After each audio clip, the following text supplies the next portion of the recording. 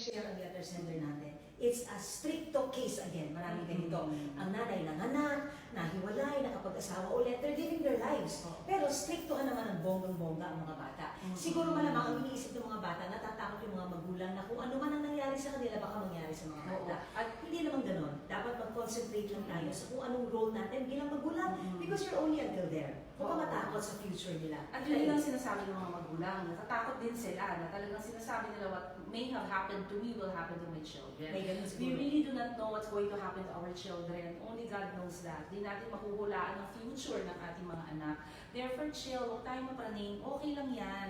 Kung ano man yung mga naging pagkakamali natin, nangyari na, let it be. Let us just continue to pray for our children every day. Pagdasal natin sila na sila mas mapapabuti. And for sure, they saw our mistakes. Hindi nila tutularan yun. Maraming mga bata, mas matatalino na ngayon.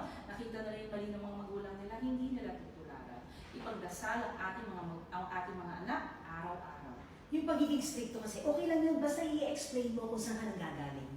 Kaya naman, two heads,